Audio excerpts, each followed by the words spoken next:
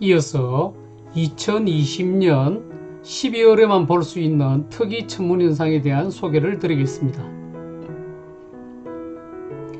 그림에서 볼 때 목성과 토성이 지구에서 같은 시선 방향에 위치하는 대접근 현상이 2020년 12월 발생합니다.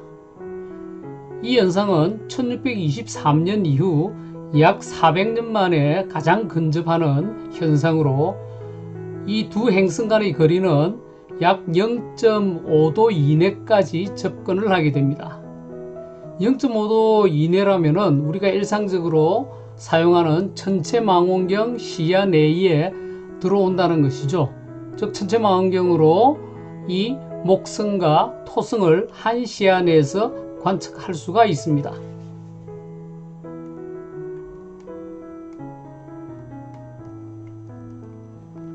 자, 이렇게 여기는 12월 16일 나와 있는데 우리나라에서는 12월 22일 채 근접을 하게 됩니다. 해가 진 직후 오후 한 5시 반 정도부터 6시 반 사이 남서쪽 지평선상에 목성과 토성이 근접해서 붙어 있는 것을 볼 수 있습니다. 오늘 날짜가 12월 10일이니까 지금부터 약 열흘 후에 12월 20일, 21일, 22일, 23일 이 정도에 이 두 행성이 점차 다가가는 것을 매일 관측하신다면 매우 즐거운 천체 관측이 되겠습니다. 가장 최근접하는 날짜는 12월 22일로 망원경 시야 내에 거의 0.5도 이내까지 근접을 하게 됩니다. 이 현상을 스텔라리움으로 한번 시뮬레이션 해 보도록 하겠습니다. 자, 이렇게 날짜별로 계속 근접을 하게 되는 거죠.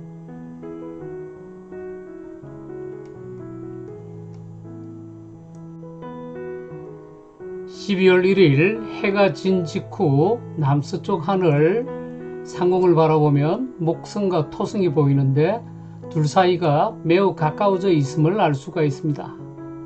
그런데 이 목성과 토성이 400년 만에 거의 0.5도 각 이내로 근접하는 현상이 12월 22일 발생합니다.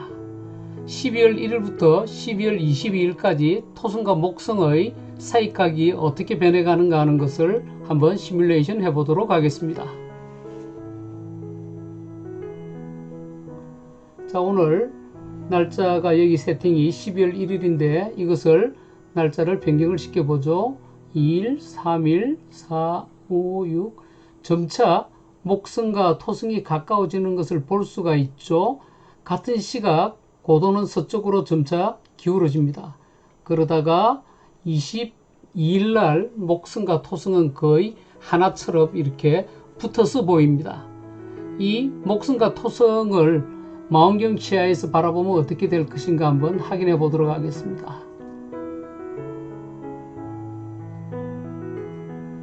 자, 14 반사망원경에 21mm 저반 렌즈를 꽂아서 지금 바라보는 배율은 약 160배 배율에 겉보기 시야는 0.5도 시야를 가진 이제 목성과 토성입니다. 그런데 그 안에서도 목성과 토성은 매우 근접해서 0.2도 정도의 사이각을 보이고 있네요. 다시 하늘 돌아가서 한번 확대를 해 보도록 하겠습니다.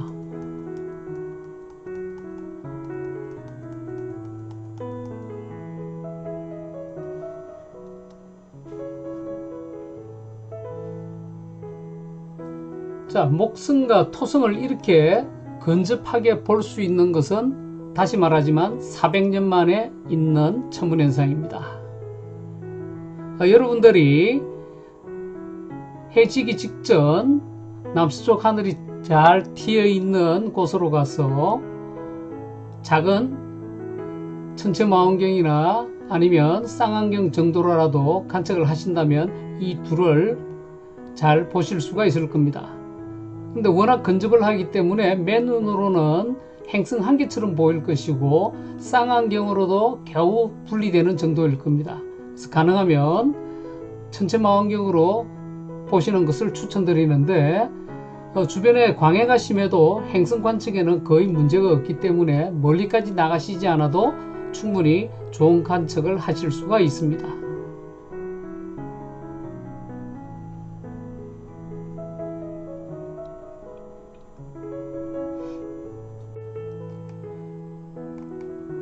(12월) 한 달 동안 목성과 토성의 운동을 망원경 시야로 보도록 하겠습니다. 일주를 조금 빨리 돌리도록 하죠.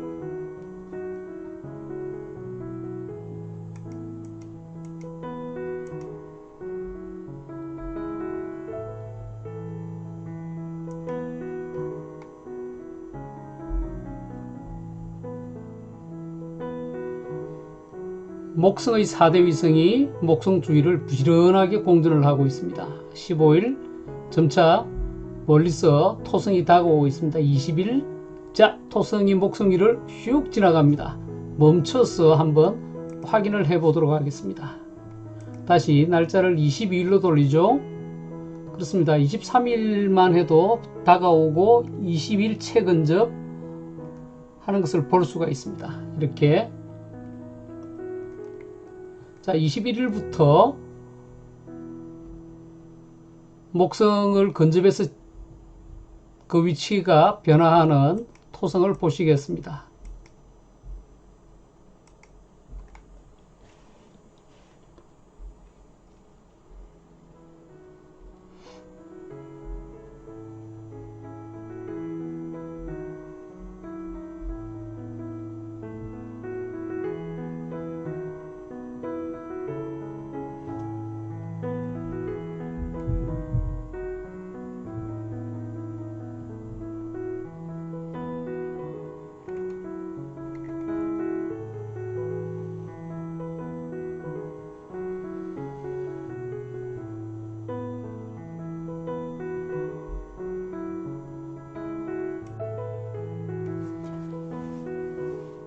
(12월) 달은 소행성 패턴이 지나간 잔해속을 지구가 지나가면서 쌍둥이 자리 유성우가 발생하는 시기이기도 합니다.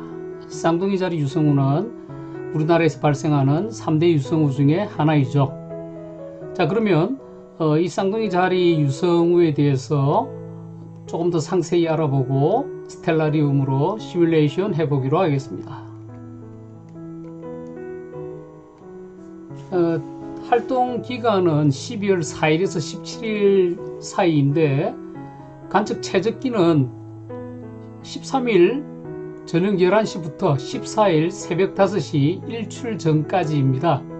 사실 극대 시간은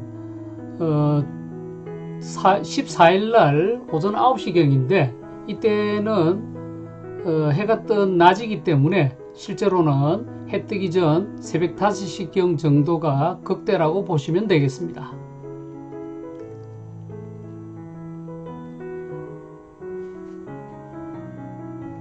카스트로 근처에 복사점이 위치하고 있고 이 복사점에서부터 유성우가 사방으로 뻗어나가는 것을 보실 수가 있습니다.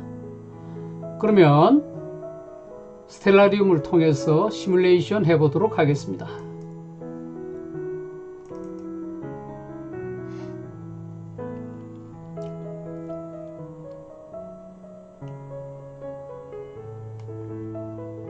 시간창을 켜고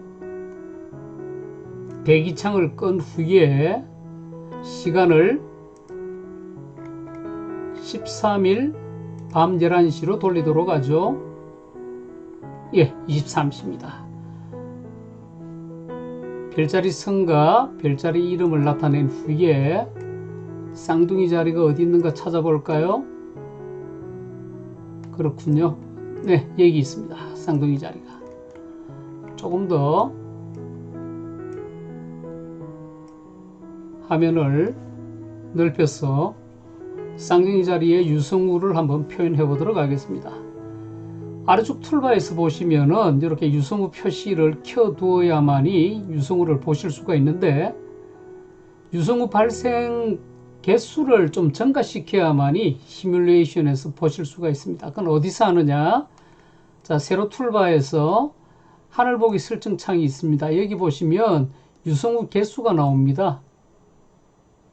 좀 이렇게 비정상적이지만 최대치로 만든 후에 그래도 유성우가 안 보이죠? 그것은 대기창이 켜져 있기 때문입니다. 자, 이 대기창을 꺼서 대기를 나타내 주어야만이 되는 거죠. 왜냐하면 유성우 현상은 대기권에서 일어나는 현상이기 때문입니다. 바로 나타나네요. 예. 자, 이렇게 유성들이 이렇게 나타나는데 실제 이렇게 많이 나타날 수는 없습니다. 우리가 눈으로 볼 때는 시간당 한 많게는 10개 정도 볼 수가 있을 겁니다. 사진으로 촬영하면 그것보다는 좀 더 많이 나옵니다. 자, 복사점 근처를 한번 보도록 할까요? 자, 이 근처에서 이렇게 유성우들이 이렇게 쏟아지는 모습을 스텔라리움 시뮬레이션을 통해서 볼 수가 있었습니다.